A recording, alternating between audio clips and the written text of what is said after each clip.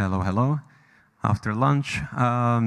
Good. So we are going to start the next block, next part of the first day of the CE Sustainable Finance Summit, and we will kick off with two keynotes at first, and then we will move on to a very interesting discussion we have planned for you. Now, so we will start with the keynote speech by Maxfield Weiss, the Executive Director of CDP Europe. So maybe without any further ado, the floor is yours. We already have a short delay, so please, welcome to the stage. Thanks for having me. Dobry den, Praho. Menu say Maxfield Weiss. I'm the Executive Director of CDP Europe, and I hope that you've been enjoying today's conference. And I'd like to thank the CEE Sustainable Finance Summit for the invitation. It's great to be here to discuss the urgent need for finance and business to disclose on their environmental impacts. So I wanted to start out with the premise before I get to who CDP is and what we do as an organization. But we cannot write off the goal to keep global warming to 1.5 degrees. Science has shown us that if we do not act now, we're going to face irreversible damages to our planet, to our economy. So these impacts are here, and they're happening. And we're going to have to stay ahead of the game to get this across our society and our economy, because it's a material business risk, and it's material to investments. So when we look at it, point blank, global warming is going to undermine our food systems, our physical assets, our infrastructure, and natural habitats. And the UN Environment Program has already analyzed how these impacts will affect and lead to an environmental crisis. So if you look at it from the perspective of the MSCI All World Index, they found that more than half of companies' earnings will be at risk for climate change if we do not act. The greatest risk for financial institutions, indeed, it actually lies within our portfolios. And so CDP data, we've analyzed this across the board, and we found that the risk to portfolios is 700 times larger than the direct emissions of a financial institutions. Think about that. If you look at the emissions of a financial institution across the board, but then look at their portfolios, that risk is 700 times larger. And these risks across portfolios, they carry a potential financial impact of over $1 trillion US.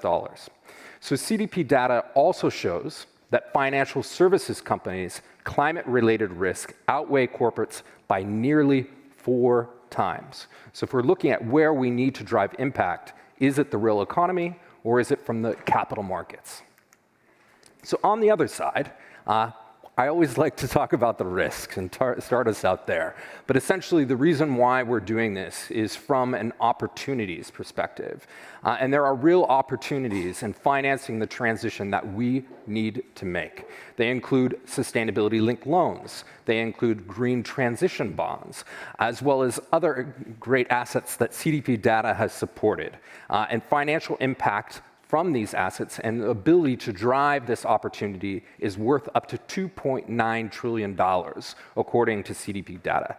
This can greatly outweigh the cost. So we definitely see that the opportunity is far more profitable than the cost of inaction. So companies that are the head of the game, they're the ones that stand to gain. And I think that's the message that we're trying to get across. We work with stock exchanges to set up indices at CDP, targeting companies with 1.5 degree targets. That's key.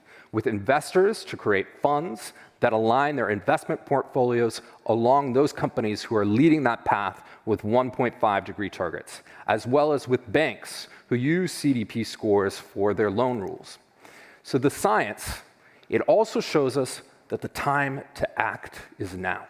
We need to look at it from a real-term time perspective, because the realization of these opportunities are passing us by quickly. And to mitigate the risks and to keep global warming to 1.5 degrees, companies are going to be key to this transition.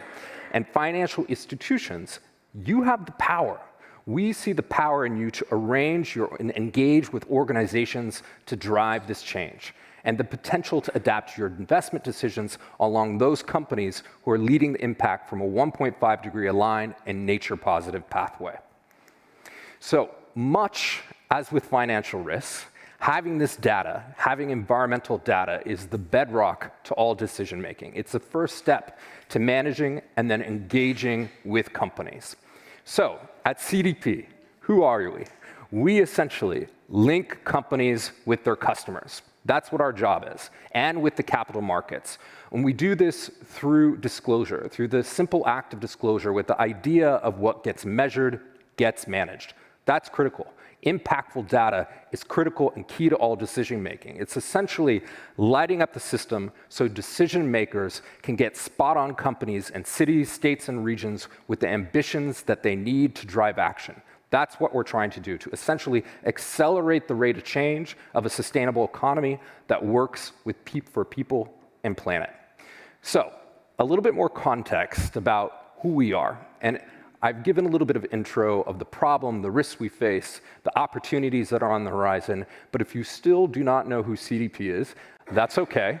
You're in good company, because the Harvard Business Review once called us the most powerful green NGO that you've never heard of.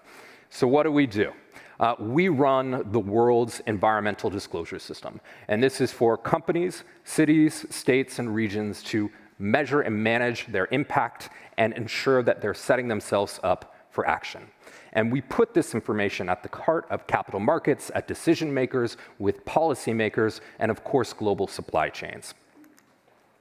We're a non-for-profit, and we're funded by the European Union, and we're working closely to ensure the European Union's Green Deal and a climate-neutral EU.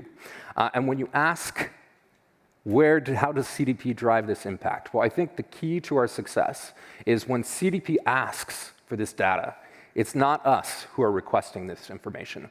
We are backed by the capital markets. We have more than almost 750 global financial institutions and investors and banks who have a collective 130 trillion assets under management who are backing the information request of CDP. So when a company is asked for this information, it's the BlackRocks, the Amundis of the world, the Vanguards who are requesting this information, as well as their customers. We work with global supply chains, and more than 300 large-scale corporate clients are requesting this information from their suppliers, like L'Oreal and McDonald's, and they need this information to make financial decisions based on it or purchasing decisions. So this is what investors need, and this is what investors demand of their portfolios, because environmental risks, they are investment risks. And this information is out there, and it's fueling financial institutions to understand if companies have a plan to address and get onto the climate transition. CDP, we support investors, and we do so to help them understand those risks, to use our data to engage. That's very important. We want to see the financial markets engaging to ensure that they're either selecting or deselecting those companies or putting them on an engagement pathway towards 1.5 and nature positivity. And that goal is to then reduce those risks and identify opportunities with that simple premise of CDP, of what gets measured gets managed. But to make this all happen, we need to get that information out into the world and ensure those companies with the real economy is being recognized for the work that they do. We need all companies to be on board, so that information request backing by the capital markets is essential. And here in Central and Eastern Europe, they play a critical role in ensuring that Europe and the rest of the world gets to net zero.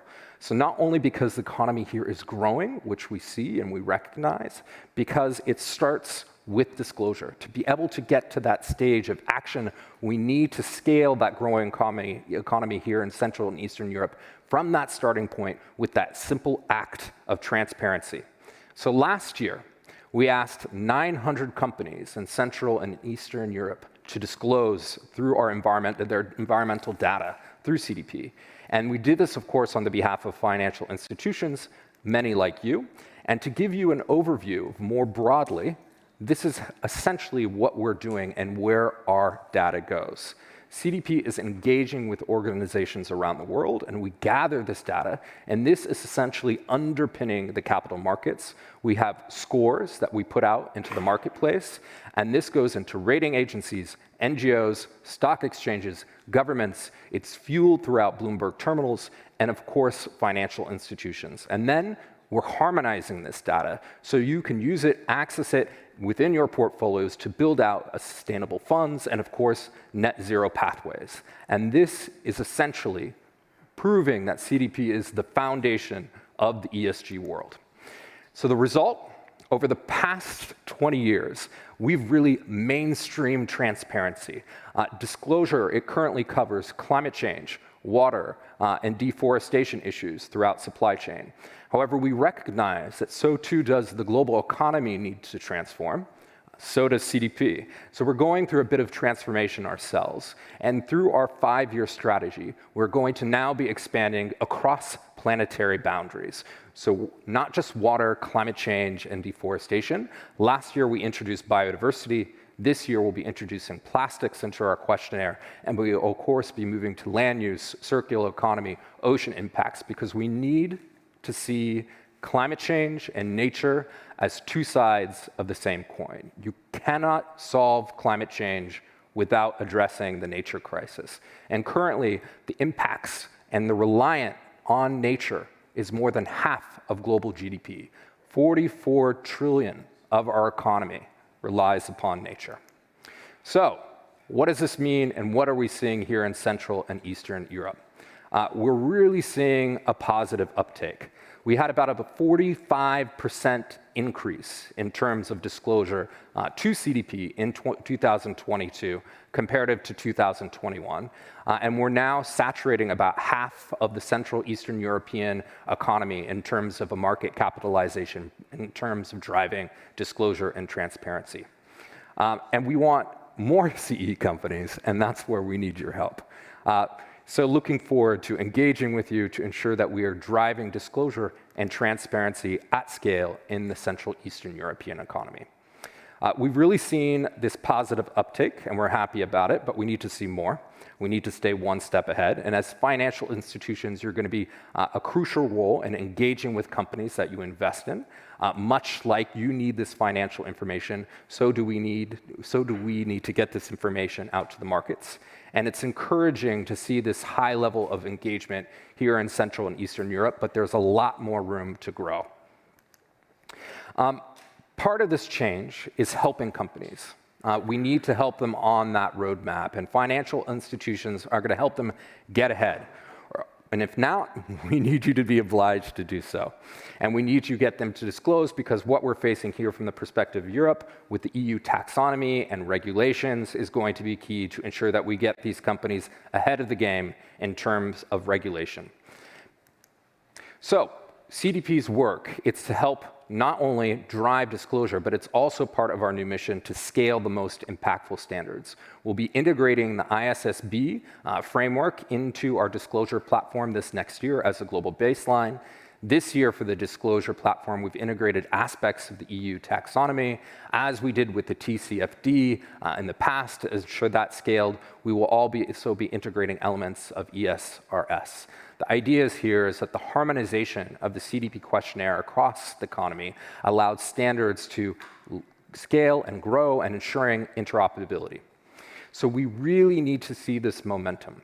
And from regulation, financial institutions, companies, we need to keep pushing towards this more action. The key is to reaching 1.5 and nature positivity. And this all must be based on science. So the Science Based Target Initiative, it's a global standard for verifying emissions targets. This was founded by the UNGC, WRI, WWF, and CDP.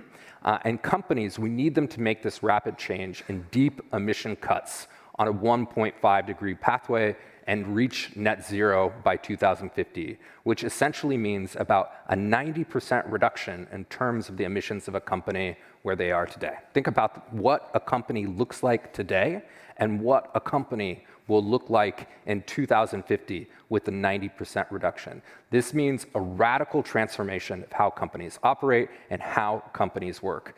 And they need to do this now. So they need to set near-term science-based 1.5 aligned targets now and look towards the long term, towards that net zero trajectory, and ensure that we cut emissions in half by 2030 and reach net zero emissions by 2050. This is it. This is what we need to do. This is not a target. This is a limit to keep our planet in balance. So how can companies do this? And particularly, what do they need to do to reach these targets? They need to have these time-bound plans. What we need to see next from companies after they've set a near-term target and a long-term target is they need to put in climate transition plans. A climate transition plan is essentially the roadmap for companies that shows the steps how they're going to get there now into the near term, and they're essentially how a company will transform their business models onto a 1.5 degree and nature positive pathway. And to ensure that they are not sustainable, but what they need to do is demonstrate to their shareholders that their plans work and that their businesses are viable. In many cases, this is going to take a rapid shift in terms of new sourcing practices, in terms of new products, and a new way of thinking and doing business. But financing all this is still going to need backing, and we need to have this for companies that are showing progress. We have nearly 2 trillion in the current loans to European companies, and to those that they are showing clear progress to transfer to 1.5 degrees. It means that banks, you will not be able to fulfill your own net zero goal without these pathways for companies, which have made ensuring that we can get through net zero through the Net Zero Banking Alliance.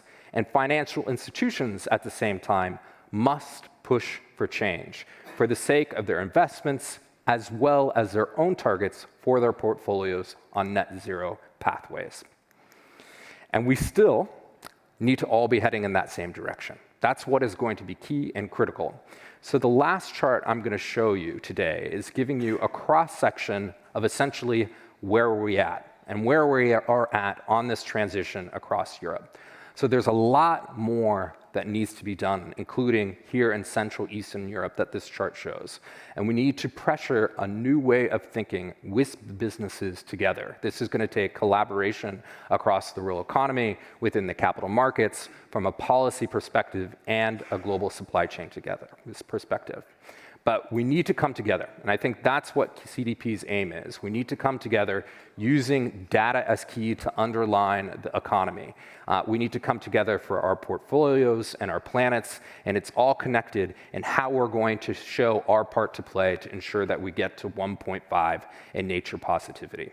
So there's time to engage companies, position your portfolios, and make the change. And it's going to be based on disclosure, insight, and action. And I always like to close it in the same way that CDP, we're not going to start pushing. We're going to continue to up the game in our questionnaires. We're going to continue to push progress with investors, with the capital markets, as well as with companies. And we're only going to be doing this together because we only can have a viable, livable world into the future if we are committed, if we are credible, and only then can we transform the norm. Thank you so much.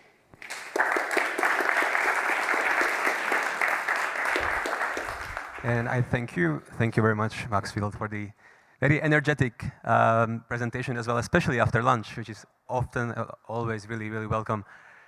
So thank you for that, and thank you for the very powerful call to action as well. And I just realized now how powerful is this the set of keynote speeches, because now to follow as well we have the CEO of GRI. So I'll just pass that on to you, please. And to the stage, we welcome again Eelco van der Enden. So please, the stage is yours. Thank you. 1 second, the presentation is working good. So, sorry to be here again. So let me also start with some marketing. on my organization, GRI. We're here for a while, more than 25 years. Basically, we are originally a US organization that not many people know, founded in Boston by Series in 1997. Some of these data, the companies that report, we have also some non-public, so that figure is a bit low. But two data that I want to especially stress that I think are quite important. Because it's not only about collecting, it's also about reporting. And we will go into detail, and I will explain you our little joint venture with the ISSB and how that correlates with EFRAG and ESRS. And all you guys regards from Patrick de Cambour, who I just had very long on the phone. More than 1 million downloads last year of our standards. That is a lot. But what's more interesting, I think, is that more than 50% was not in the English language, which shows you we are truly international. So our standards are currently translated in 13 languages, and Korean and Turkish to follow up soon. 78% of the largest 250 companies report under GRI, but what is perhaps, I think, more interesting is that you see some countries of which you do not expect it, that have a tremendous high uptake of the GRI standards.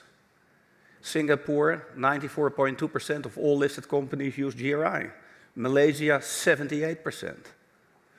And we see these amounts growing.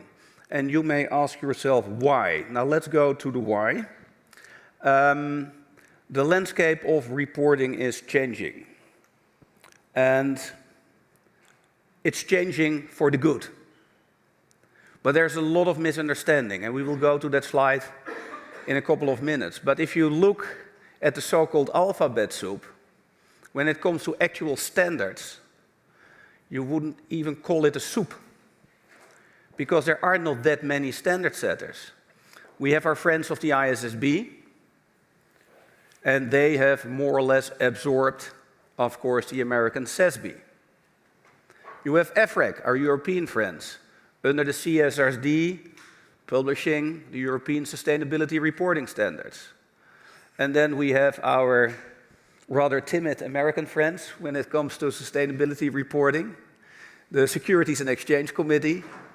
As we've seen, and we will see that later, the scope of their work is limited to climate and to the financial aspects of climate change on businesses.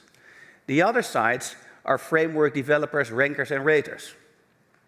So alphabet soup, standard setters, the names you must remember when it comes to the actual reporting is ISSB, EFRAG, GRI, and to a lesser extent, Securities and Exchange Committee in the United States.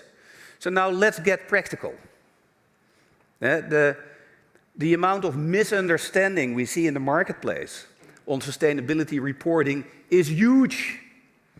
So on the Philippines, where the uptake is 71% on GRI, the other 29% use a metric that is completely based on the GRI, set by their local Securities Exchange Committee. But they said, why shall we still advise businesses to report under GRI? Now we also have TCFD. Or why GRI? Now there is ESRS. And here you see that you could tell the same. Why use ISSB? Now you have ESRS. The big challenge we face here, ladies and gentlemen, is alignment. Is alignment and interoperability. The world is not served by more standards, by more incomparable data. Stick to what we have. I think Europe here made a tremendous important step and a tremendous important contribution. Like the IFRS Foundation did with the introduction of the ISSB on creating awareness on this very important topic of sustainability also for capital markets. Because as I said this morning, sustainability is about longer-term risk management. So what do we have? How does this landscape work? Very simple. We have the financial part on sustainability, and we have the impacts part. The SEC and the ISSB take care of the financial part. So what are the effects of climate change and social governmental topics on my bottom line? The examples I mentioned this morning: I need additional energy to cool my products. I need to take care of my workforce to avoid unrest and bad ratings so I can't get new talented staff. We call that the outside-in approach. Then we have poor old GRI. We are of the inside-out approach. So what are the effects a business has whilst pursuing its strategic objectives on the environment and on socio-economic cohesion? And the fun thing is, if you look at that last part, the impacts a bit longer, it will always translate into that bottom line. So you see that ISSB and GRI are basically two sides of the same coin. They are perfectly complementary. Hence our memorandum of understanding that shortly will be expanded and extended.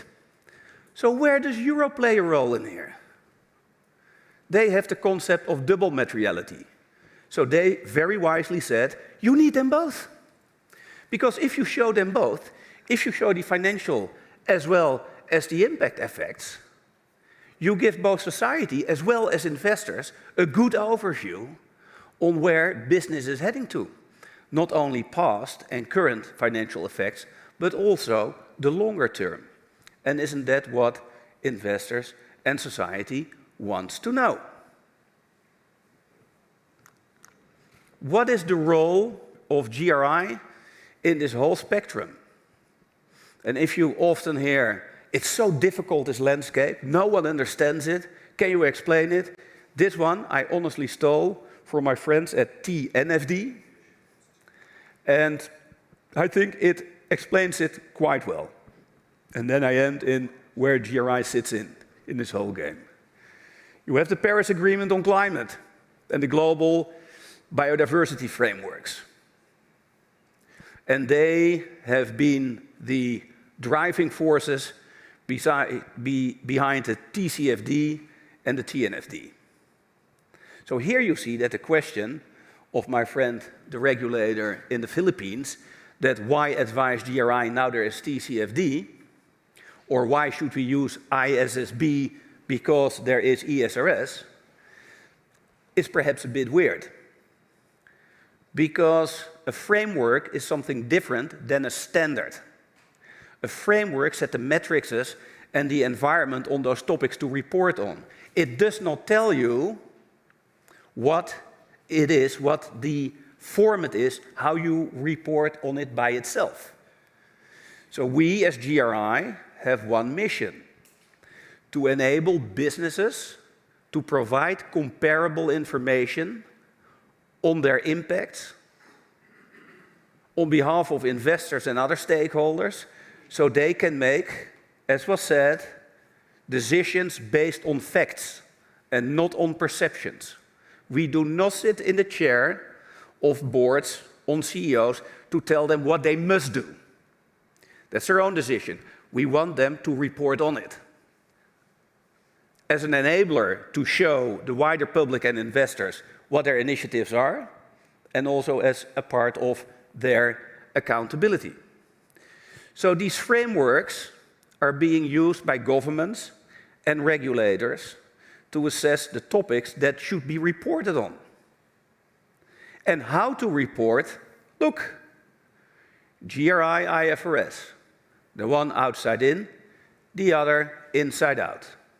Together with the IFRS and GRI, both sides of the same coin, you have the full spectrum what to report. Hence again, our close cooperation. Then, what about the double materiality one in Europe? The good news is that the impact side of double materiality under the ESRS is largely covered by the GRI standards. Our co-creation agreement with Europe has led to a set of standards that, with a big bit of haggle and fight from time to time, is that there is a very, very clear likeliness between the standards. We're currently mapping it out. So if you currently report under GRI, you should not be worried to do too much under the impact side of ESRS. That's what we mean. And then together, with our friends of the IFRS, we are driving what we call the Global Comprehensive Baseline for Sustainability Reporting. Why? Because many regulators and capital markets like to see this information. In the Asian and Latin American, African regions, many users, many reporters use GRI. So why reinvent the wheel? Why not add the ISSB as part of the IFRS Foundation on top of it, and we boldly going to implement them as the baseline for this reporting? We exist 25 years. IFRS Foundation exists 25 years. The 11,000 multinationals that use our standards also use international accounting standards. There is a proof of concept. There is benchmark information, perfectly stored and prepared by CDP. Have a look at it. Could use more GRI, but that's our fault. But we will change and remedy that. So why not? So I am very, very, very positive about the future of corporate reporting. Also because most of the businesses have a serious interest in under pressure of capital markets. But also they know that not taking care of these topics is bad for business. It's the new business. We do not discuss here just a report. We are in fact discussing the transformation of a global economic model, whereby we should take into account the entire supply chain. But that's another conference, starting at small, medium enterprises, that should provide the Scope 3 information. And I can tell you, when you speak to sugarcane planters in Nigeria, or small manufacturing companies in the Asian region, there's 70 million of them, it will be quite a daunting task to absorb that information, make it quality data in order for the proper reporting. But that's another conference.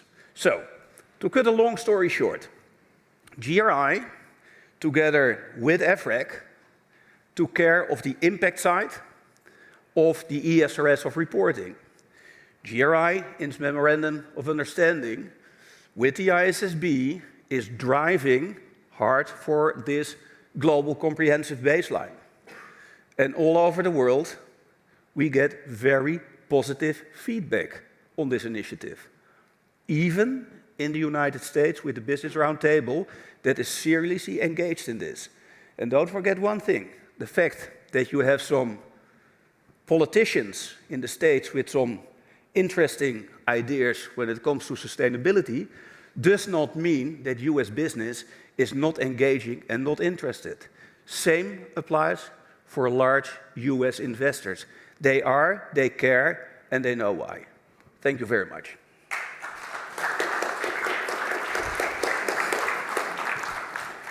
Eelco, thank you so much. And I completely agree with you. I think these topics and maybe actually understanding the positions and relationships, interlinkages between these different reporting standards and different parts of the soup, let's say, it's quite difficult and quite complex. And to be honest, I think this has been one of the best explanations I have ever heard. So thank you so much, both Maxfield and also Eelco. Also, thank you, just maybe to take the opportunity, thank you for all the amazing job you do and you've been doing on the sustainability standards, because this is definitely pushing forward the agenda and the discourse. And now we are going to move to a very interesting part of the agenda. We try to, here at the CE Summit and also at ISFC, try to keep it fresh. And while panel discussions are really exciting and really insightful, we actually try to, and maybe want to maybe try something new here. So now we are going to do a debate. So slightly different format. So I would like to the stage, invite Pierre Schlosser first as the moderator of the panel. Deputy Director of Florence School of Banking and Finance. And I'm not going to give too much away, because I think you can explain what's going to happen. I'm not sure if you want to maybe sit in the middle, or what's... No, I prefer on the side. On the side. OK, good. And then I will also like to invite to the stage Margarita Pirovska from the UNPRI, please. Welcome. And Maxfield Weiss again from CDP. We have Sean Kidney from Climate Bond Initiative, and Janku Daramus from Fulcrum Asset Management. So I will probably just pass on to you, Pierre. So enjoy the debate, and good luck to both sides. Thank you. Thank you. Please take a seat. So Julian, thank you. You did half of my job. I very much enjoyed that. I wanted to say something on topic. So this session is going to be a bit less deep down in details than the previous one, but we'll try and elaborate on it using sort of the ISSB standard as a case study of our discussion. Now, I promise from now on we won't use any acronyms. It's over. I think that you're done for the day. And maybe there are too many in the business, a separate discussion. But let's not go there. I'm very glad to be with you today, the four of you who you've been introduced. In terms of the topic, and then I'll say some words about the format and about your role in that conversation. The topic is a bit more high level than what we see here. And the question is basically the following. Is ESG a paradigm shift or an outdated concept that needs to go? So again, I ask, is ESG a paradigm shift or an outdated concept that needs to go? And then in terms of format, what we're going to do is we're going to have a sort of Oxford Union type debate to discuss this question. There will be two speakers going for one direction, two speakers going for the other direction. So the speakers for the yes side today, for the paradigm shift, are Max and Margarita. And then the speakers for the no side, so ESG is basically an old concept, is Janku and Sean. The way we're going to do this is that we'll have 3 rounds. In the first round we'll have what we call opening salvo statements, 5 minutes, not more. First by Maxfield, and then the no side by Janku. And then there will be a second round, the rebuttals, first by Margarita on the yes side, and on the no side by Sean. Time is indicated. It's like here too, so you can have a look at the watch in front of you. And then, most importantly, there will be a third round where you can come in. And then speakers can more freely also exchange on the previous commitments and the previous perspectives shared.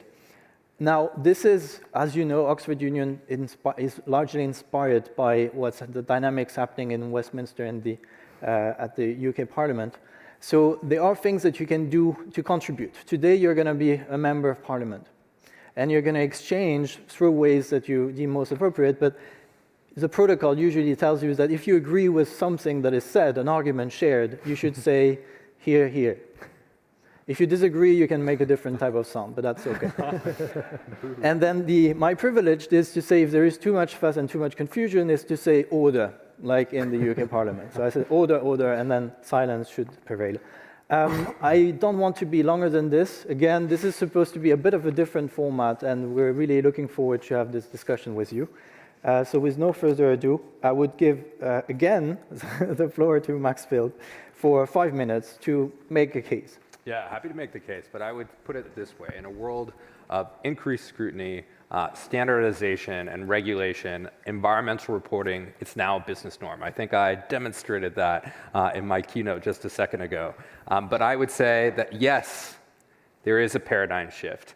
And I would say that this paradigm shift was actually pioneered by CDP. We've been doing this for 20 years. We've been preparing companies for this very moment. And we've played a foundational role in developing and mainstreaming and standardizing ESG disclosure. So we've seen this happening. We've been doing this. And the markets now demand effective and consistent climate-related information.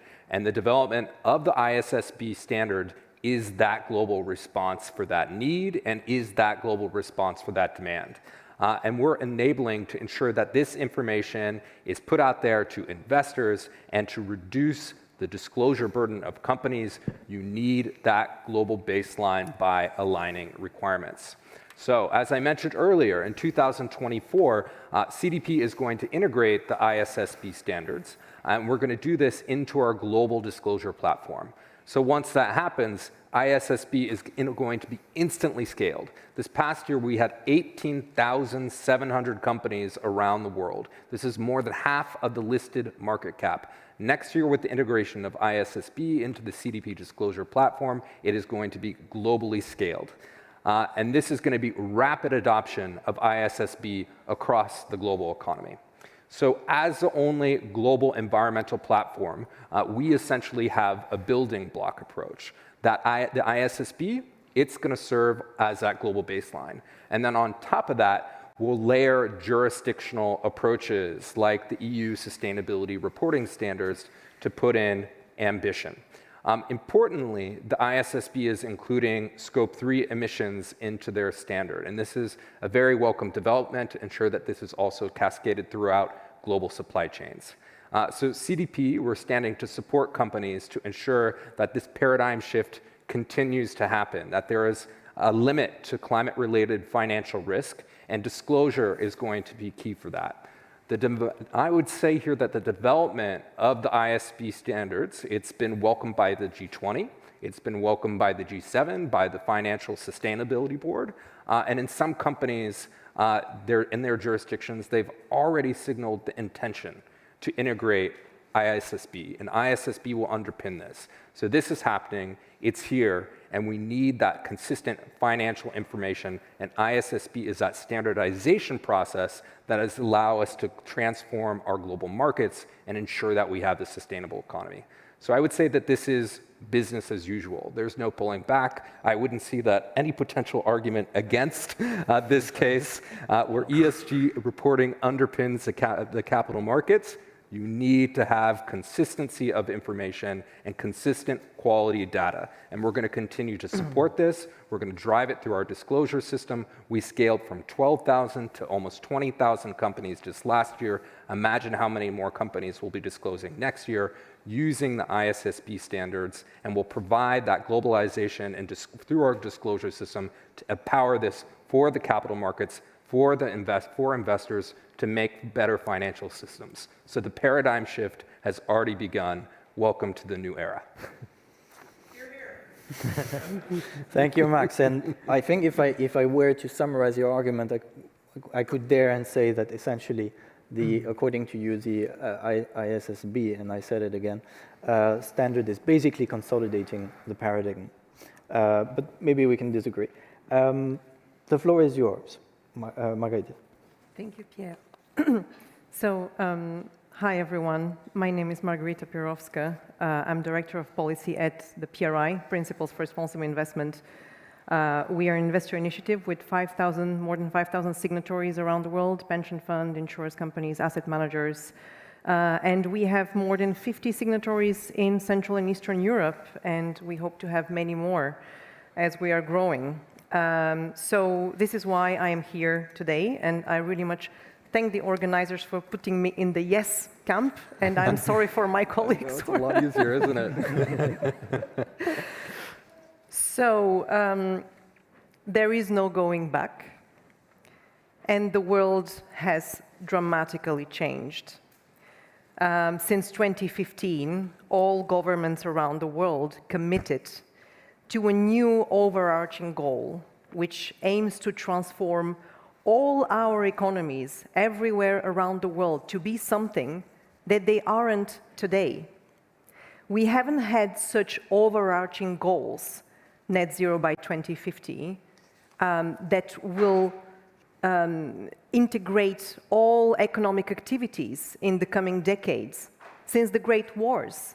It is about transforming the way we do business. It's about transforming the way we consume, we interact. It's about transforming the way we invest. And our signatories are very well aware of this. So there is a paradigm shift. And in going there, we need to change the whole spectrum frameworks, regulations, rules of the game that direct our decisions, professional and personal, on a daily basis. And that includes what information market participants provide to investors and to broader stakeholders on their performance. Until a couple of decades ago, this was mostly about financial and business-related information, and more we see demand for other types of information and data, which some call ESG, others will say it's already priced in, but whatever everybody's opinion is, there is a change of regulations. And Martin Spolch from the DG FISMA this morning talked about it, and ESMA talked about it, and all regulators that we at the PRI are engaging with to support the creation of an enabling environment are engaged in sustainable finance policy reform. And the bedrock that our GRI and you earlier were talking about, this is data. For many years, our signatories have complained that there is no good data, or if there is data, it is not comparable, or it is comparable, how it's not really standardized, so is it trustworthy, etc. So now we have the creation of a global baseline with ISSB. It really matters for interoperability of different regulatory frameworks that are sprouting here and there. It matters for quality of the data, because all of this fantastic work that GRI and CDP and others have been doing all over the years voluntarily, because they know it has to be done, now it will be developed as a standard. It will be a building block. Regulators will be able to bolt on other things, but we have this paradigm shift with the new baseline of common denominator of climate and other ESG data that is being developed. So to conclude, we have no choice. So it's already happening. We need to make it work one way or another. We need to make it work for all of those different disclosure regulatory reforms to be effective, for all of this to be a good use of taxpayers and clients and beneficiaries' money, and for the economic transition to be effective, because we have no time, and whether we like it or not, we live in a changed world, and we need to adapt the rules to be able to navigate this transition. Thank you. Thank you, Margarita. There is a need for global baseline and a common denominator, and I think that there were more arguments in what you said too. So enough on the yes side. We'll now move to the no side, starting with Eelco. So thank you very much. Thank you for the invitation. I was reminded coming into Prague of Kafka saying, I don't know what the question is, but my answer is no. And I sort of pretend I actually don't know what the question is, because I would like to change the question from is ESG standardization a paradigm shift? I'd say there's no such thing as ESG. There are ESG risks, factors, opportunity, which manifest in many different ways. You can't lump them together, let alone standardize them. So if we just take the sustainability part, just look on that and explore these ideas. I'd like to, well, I'm in sort of an ungrateful position, like the Grinch after lunch, to say something and try to argue against what, to some degree, is obviously a good thing. The amount of time I look at companies' reports, and it's a bank, and they don't disclose what they're financing, but they're telling me about the employee travel. So obviously, we all know that there's patchy disclosure. In some sort of sense, standardization is very helpful, and of course, to give unto Caesar what is Caesar's. You know, we at Fulcrum Asset Management, we're an independent asset manager. We invest in many things, including third-party managers and equities. If it's a third-party manager that doesn't report to PRI, for example, that might be a flag. If it's a company that doesn't report to CDP or SASB, it gets a votes against. So clearly, the work that is done in standardization helps investors. At the same time, I think we shouldn't be deluded around some of the false promises of standardization. And I mean two things by that. First, I'm sure we'll have all heard people pretending to care. Oh, I'd really invest in this climate if only we had the data. We have enough data to act. I'm very glad to see Mark Campanale from Carbon Tracker in the last row. Carbon Tracker pioneered analysis that was precisely there in groundbreaking because companies didn't report. That wasn't dependent on companies reporting in that particular sense. So, to some degree, I think the excuse around imperfect data is occasionally used disingenuously. I'll give you an example within Fulcrum. We've decided, as I said, we invest in many things, but the long-term, long-only equities that we hold are all climate aligned. And by that, I mean companies with a pathway that is considered aligned with the Paris Agreement. Is the data imperfect? Could it be improved? Of course, and we're working on it, but there's enough to make a move to start to align capital today. And I think the imperfections around data aren't that big of a roadblock to allow for action. That's the first point. The second point is, I think, around what it is we're doing when we think we standardize things. So people always complain, the best example, Scope 3 data. You know what I'm talking about, the value chain emissions of a company and its suppliers and its customers. We don't have data, it's imperfect, it's estimated. Okay, if Moses came down from the mountain with the tablets of Scope 3 data that God had given, and it's perfect information, you wouldn't know what to do with it. Because the question is, what is the data, is what's material about the data. For some companies, it's absolutely hugely material, right? An oil company might lose revenues. Scope 3 is a proxy for carbon risk. But you can't assume it's a proxy in the same way, that if only if you had the data that solves the hard challenge. It doesn't. That's where the challenge begins. So if you want to have a bit of a debate, I would maybe perhaps slightly question the 700% number you were showing, or 700 times number. The mere fact that there's more emissions doesn't mean this carbon risk is proportionate. That's the job of the investor, to figure out, to allocate, to decide what the proportionality is. And so building on that, I think the idea that it's for investors to decide. If you think the definition of sustainability within ISSB, sustainability means sustainably managing your relationships and resources. Well, you don't need a degree in logic to see the potential circularity here, and that's the challenge. What things need to remain as they are and what things need to change? How to back that with capital? You might think as an investor, hydrogen trucks are the way to decarbonize transport. I might think it's battery vehicles. Now, I don't think it's for the regulator or the standard setters to say which of us is right. Sure, policymakers can decide what they want, absolutely. But the question of standardization, I think, in a way can outsource or make it seem like you're outsourcing judgments, analysis, and that's really the heavy lifting. So sort of to sum up, I'd say, we should stop focusing as much or think in parallel about the problems with the data and think about the problems that the data is for. And standardization, thank you. And standardization can help us get some of what we want, but it's really ambition and action and judgment that will get us what we need. Okay. Thank you. Thank you. I think you've summarized it very well at the end, so I won't recap the recap. Sean, you're on the no side. Am I? Today. Look, risk is not new. This isn't going to change. This is simply a matter of getting back to business as it should have been done for the last 150 years. In fact, has actually been done for the last 150 years. In the engineering sector, we understand about risk and standards, and we use them, and we have used them to build these buildings and the Charles Bridge and so on for a long time. The problem has been the execution of the standards and disclosures that we already have. In Turkey, all of those buildings had good regulation.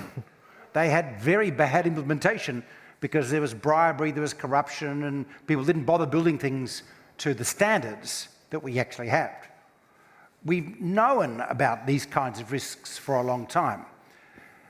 That's my first point about that. This is not new. This is not going to change the planet. I'm just going to say this is simply getting back to doing things the way they need to be done. It's one thing. I suppose another point is that the problem with the ISSB approach has been this concept of relativity, disclosure and relativity. I mean, first, we have to be wary of promises of global change around disclosure. The biggest own goal around disclosure in history was in 1992, when US activists managed to get Congress to pass legislation so that the executive remuneration of the listed companies on the stock exchange had to be disclosed. And the idea was investors, the PRI members, would do a fantastic job of looking at them and scrutinising them and pushing down their wages. In fact, the only people who read those disclosures were other CEOs who all said, I'm as good as Jack Welch. I should be paid as much as the CEO of GE, and that's when we saw the massive escalation of CEO salaries. So disclosure isn't necessarily an antidote. It might be useful, it's a little bit uncertain. What we really need, given the challenges we face, given the freight train of climate change coming down the road, are a couple of very simple things. We need to decide what to do by way of building it. We need some bridges here. We need 1,000 wind farms over here. And then we need to execute. In a way, a different model is what the European Investment Bank has done. Lucian, you know what I mean. We simply decided, after a long and hard and painful discussion, that 50% of the investment made by the European Investment Bank would be allocated to climate-related investments, if I might loosely use that term. And the other 50% would make sure we didn't mess up resilience while we were doing it. Very simple. When we want to change the world, it's not about shuffling deck chairs in the Titanic, which is implicit in the relativity of ESG. It's actually about changing the course of the Titanic by changing decisions on planning about what we do. Urban development policy and planning. 80% of us are going to be living in cities in 30 years. Infrastructure policy. The job support, in fact, the role of the public sector is what really delivers sustainable returns over time. There is a terrible risk with the ISSB discussion that somehow it's enough. All it is sensibly, usefully, bringing back what we used to do before Milton Friedman buggered it up by telling us we should only look at short-term financial returns, which was a total misunderstanding of how we deal with risk in societies. In fact, we need to be focusing on how we create the future that we so urgently need to head off catastrophe. We need to be focusing on absolute allocations. The taxonomy is an attempt to do that. It's an example of simply saying, this is a shopping list of what we need to do. Now, would you bloody well go away and just do it? Well, actually, we need to bring government officials and the EIB, etc., to deliver. But it's a very different approach to disclosure, standardisation, which I'm going to say is useful, but is part of the solution, a small part of the solution, and dangerously diverting if we don't look at the real agenda. We didn't build our modern economy with disclosure. We didn't build our modern economy with ESG metrics. We built it by deciding we needed the Charles Bridge where it was, that we actually needed the infrastructure, that we needed to invest in industry, economic planning, policy planning. That's what created the world we have. We just failed to think green while we were doing it. So we need to add that extra layer. Simple. Thank you. I thought you would go somewhere else too, but this is a great way to end. And I think that you've been advocating for reality, for real, and for needs, rather than metrics and means compared to ends. I would like to give a chance to the audience to start thinking about your questions. I'm sure that there will be many. And before we do that, to give you a bit of head start to get prepared, I would like to give briefly the floor back to both Max and Margarita to give a chance just to feed back onto what you heard on the north side. We can invert the order as you prefer. Doesn't matter. Would you like to start out? Yeah, sure. There's a lot of we already have the data. Yeah. How much money do you spend on normalizing that data to make it comparable? And how much would you like that at least some of it was standardized and unquestionable when you make investment decisions? At least, I know you are a PRI signatory, and many other PRI signatories have been complaining a lot about this lack of baseline, so that ESG data providers can build fantastic, solutions made to measure, and then investors can make very specific, informed, bespoke investment decisions based on that. But we need that common ground, and you know it. Was that a rhetorical question or not? Yes. We're going to have feedback. We have standards, but bad implementation and disclosure not an antidote. I absolutely agree. As in maths, disclosure is one of those things that is necessary but insufficient to get things moving. But you do need to start somewhere, and to make informed investment decisions, you do need data, and then you do need other tools to make sure that you act on the data and you make the right call, and then it goes all the way up to industrial policy that we see sprouting at the moment. One last thing I wanted to add, there are more than 80% of listed companies out there that do report some climate data, And the fact that they're all trying to do their own thing and responding to different questionnaires, etc., and not have at least something that they can rely on, okay, this at least I need to do, and everything else, it's bespoke and, additional, that it's already happening. So having, a clear standard, it's just a natural next step. It's absolutely logical. So I think we all agree that the yes team has won. Let's see if they agree on the other side. Eelco, and then we'll give a chance to Max, and then we'll finish with Sean, and then open up. I mean, should you ask a barber if you need a haircut? Should you ask organizations involved in reporting how important reporting is? That's one point. The point on how much money is spent, I'm beginning to worry, actually, that there's more money implicitly spent in terms of resources on me reporting various things than on me normalizing the data. In the first case, I'm glad to spend some time because I am asking the question, how do you normalize? Good example, do absolute emissions matter or emissions scaled by something? Revenues, market cap, EVIC. It's not a single answer to these questions, right? Different people can look at them very differently, and that's precisely the point here. I am beginning to worry occasionally. There's one particular form, so we have a climate strategy which is classed as an Article 9 fund. One of the forms I have to fill for it has 666 lines, and I was filling it in on Halloween, so that was doubly appropriate and scary. Occasionally, elements in standardization also create deadweight loss, and I worry about that too. I take the point that you need baselines for certain things, but how much? Particularly when it's expanding. People say, okay, we've decided how long is a piece of green string. Now we move to social utility or other things, which are even harder to decide. Like philosophers have been at it for 2,000 years, and they haven't come to it. So I think they're trade-offs. That is the thing they would like to bring. Not that it's very important, absolutely. No way I'm coming across as slagging the ISSB. They're very, very important. But there can be trade-offs, and sometimes I worry they're less appreciated. Thank you. Max? Yeah, you're right. We already do have a lot of data. It's true. But that data is a hot mess, and we need to do something about it, right? And if you look across the board, within your own first commentary, you mentioned how some banks are reporting, when it comes to Scope 3, on travel as opposed to their own portfolios.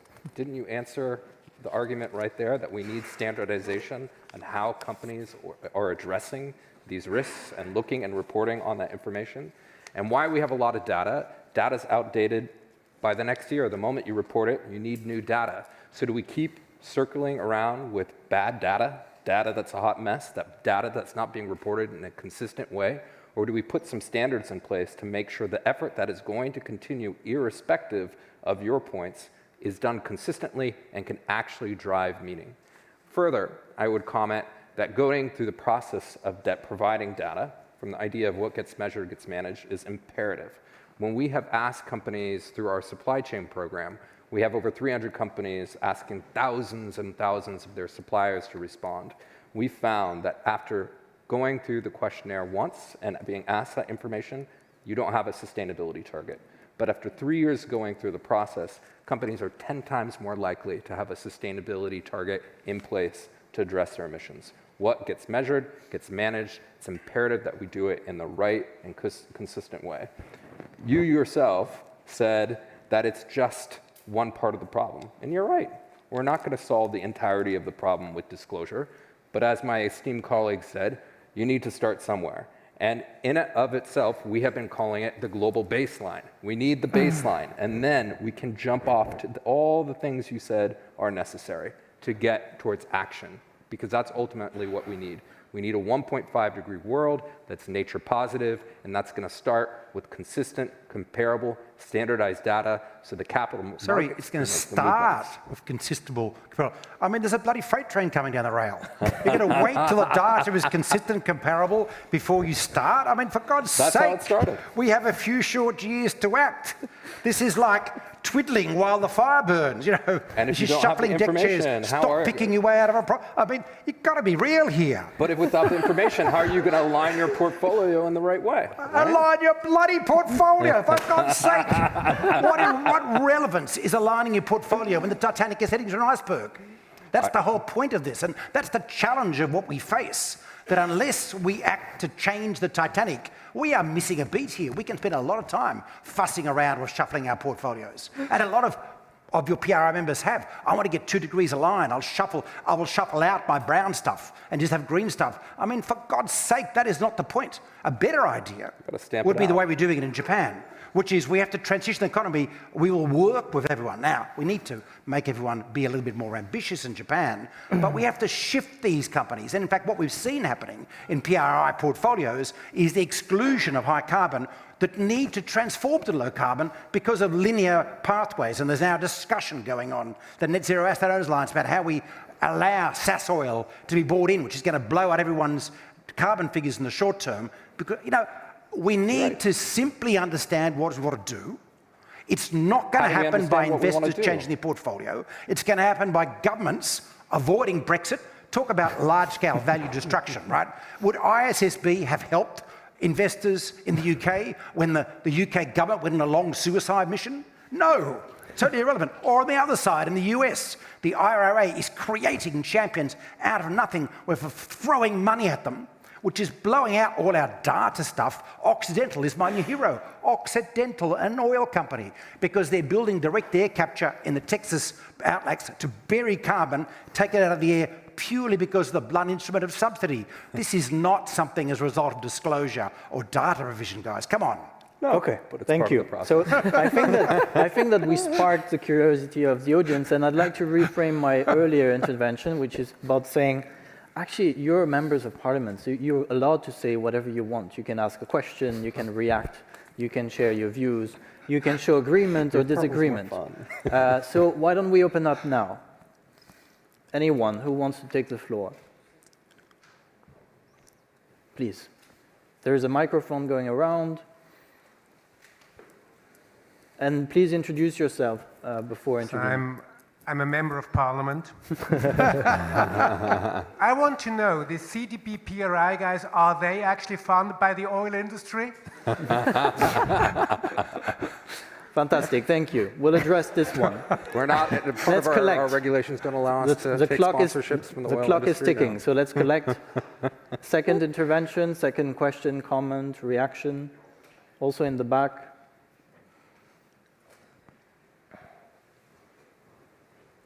Not at this stage. Here we go. Hi, it's Lucy from Responsible Investor again. So we're talking about what is and is not a fruitful use of time in terms of data collection. Net zero has probably been the biggest data collection exercise instigated in the past, well, for a long time for the financial services sector. Is that a complete waste of time then? Should we have been getting on with addressing emissions rather than collecting data for net zero? Thank you. Are you addressing the question to someone in particular, or is it for the whole? Don't know for anyone on the panel. Thank you. Okay, so we have those two questions. I think that I would change a bit the order and ask Eelco first to intervene on one of the two questions, and then we're going to redistribute. Okay, I will not expose the oil funding. That is up for you. I would say it's not at all a waste of time. There might be concerns around the amount of time spent modeling various things. That is a question of sort of the proliferation of consultants and various things. That's one side. But once you take very seriously the idea of net zero as a policy signal, and we heard today that that's probably a running message today, right? People keep saying Europe's going back to coal or whatever. It is not. The signal has strengthened. Every country you look at, particularly in Europe, it's lessening its dependency on fossil fuels or planning to. So if you take that seriously, then the exam question becomes who is and isn't aligning. And I don't think you can do that just with rules of thumb. And in that sort of sense, absolutely modeling up needs, because what I think is happening is too much of the current industry in the sustainable finance world is backwards looking. Are you in the wrong sector? Or at best, they even use a bit of data to find out how you compare in your sector. They're not looking at where you're going. And that's in a way back to my point. You can have the same emissions today, but have very different carbon risk. For all of that, you do need, I think, data and modeling. So no, I wouldn't say it's a waste of time. Though bits of it are. Please. Would you like to react to this? I'll speak last. Okay. I'm good. I think it was so well said. Well, never lose your chance. But I'm not going to mention data. So you're elaborating on the Net question. zero is clearly something we need to do. But frankly, not in 2050. It needs to be tomorrow morning, if you talk to a climate scientist. So it's an attempt to develop some targeting to get us going, and it's a useful paradigm shift, okay? I disagree that we want companies or investors to justify their portfolio around a net zero framework. For companies, I simply want them to do what they need to do. And that's why we've developed taxonomies to guide them. I want a triple glazed windows manufacturer to just do a lot more triple glazed windows. Even if they don't get built in all the homes and we've got a problem, I just need them to manufacture, a wind turbine manufacturer, etc. I need companies to build the right kind of stuff. I need Occidental to abandon its oil because it can make more money out of direct air capture and shift. I don't need them to justify what they're doing in net zero. That's what we do at a macro level to provide guidance for them through things like taxonomies, through IRAs, through credit support, through incentives. For investors, I actually do not want investors to align their portfolios to net zero, because if they do that, they still keep gas in there. I actually want their portfolios to be swamped by green. And the way we do that, investors can help to argue with governments, please create the things that I can invest in for a sustainable future, renewables, etc. So my portfolio will be skewed to green because I'll have so much to invest in that's coming through, that's changing the world and the way we need to change it. That's what I want investors to do, not to tentatively align their portfolios to getting the net zero in 2050. Hey, it's a useful starter, speaking of starters, but it's not actually the ambition. We need to flood the world in green deals. In fact, we need to try and make all deals green from now on. That's how we'll transform our economy. Here. I have to respond. No, not here at all. We have 4 minutes left. Yes, very quickly. I would agree with you if we had time, but we don't have time. And as much as investors are expecting governments to step in further, and they have to, it won't be sufficient. It will be necessary, but insufficient. We're at the moment where we need to use all the wedges of action to move towards net zero, because the door is closing very fast, and we need the net zero alliances, and we need investors to act as true stewards of capital. We need data all around to inform decisions quickly. We need governments to move on. We need multilateral action and financial architecture that is fit for purpose to support this great economic transition that we're facing. We need consumers, beneficiaries, trustees. We need action from all sides. So all of those taken individually, including disclosures, are necessary, but alone insufficient. Government action alone is necessary, but insufficient. So this is why you need this great wave of progression pathways on each side of the economic spectrum towards net zero, because otherwise we're not going to make it. And then the next generation, there will be a lot of Gretas who will be very, very cross at us, and we will have lost the battle that we could win today. And I'll just say one word: accountability. That was one word. We have a few really limited minutes left. If there is a burning intervention from a member of parliament left, who is not going to have a cigar at the parliament, fumoir? No, nothing? Okay. I had a question, because I think that we're connecting now to the needs of the real economy. One of the forgotten fuels that is actually would help us in net zero is clearly energy efficiency. Would you consider that we have good data, enough good data about this, generally speaking? Are we doing enough to raise the level of attention of, on the one side, the wider public, but also investors on this particular segment? And we have 2 minutes left, so just we'll start with you, Jento. This is one where weirdly I would argue in favor of standardization in one way. It's very common for people to talk about so-called avoided emissions or displaced things or things which you didn't use, right? The problem is it's completely hypothetical. So building a wind turbine in Europe 5 years ago would have displaced, say, coal. Last year it displaced gas. It's a sort of minefield to allow everyone to sort of just make up their calculations. I would argue that potentially standardizing things and making sure their data is timely and lively and you can't just pick the dirtiest comparator, I think that is actually a very important area. Okay, Sean? Clearly, we need an obvious labelling scheme. I want to be able to walk around Prague and look at things and say, oh, that's climate consistent, and this hotel isn't. I'm not going into that hotel. Obviously, I want visibility. That's part of the mixture. But fundamentally, what I want is the kind of regulation that means that a hotel that is not appropriately energy efficient is not allowed to operate. That's where we've got to go. So we've got to be careful what's really going to change things versus what's going to make me feel good or an investor feel good. Yeah. Yeah, I mean, one of the things I didn't say earlier about standardization, you kind of touched on it, is greenwashing, right? We need to have standardization across the board here. I mean, if you're looking at the same idea of how one oil company is disclosing its scope 3 or another, so when it comes to ideas of energy efficiency and what is green and what's not, we need to ensure that that exists within the marketplace to ensure that we're rooting out greenwashing at the base, and standardization is going to be key to that. Okay, thank you. Our colleague from CES who spoke earlier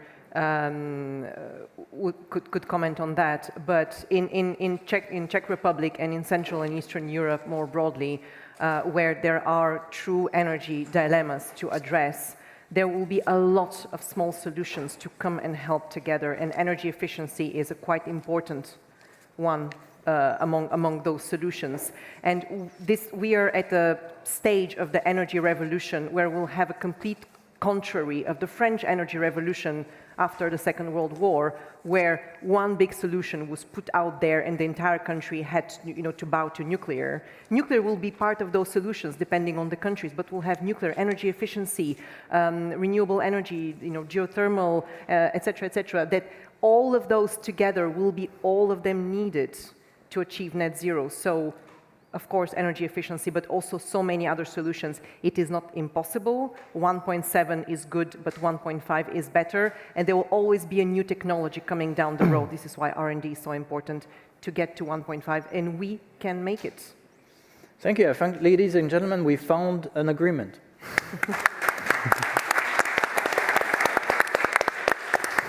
Thank you, everyone. Thank you for the room and for the wonderful speakers. This was partly, of course, a role play, but I think that you did great. Thank you. Well done. Thank you very much. Well done to both camps. I hope you enjoyed this as much as I have, and now we'll have a short break. The only thing I'm really sorry, Pierre didn't have any chance to say order.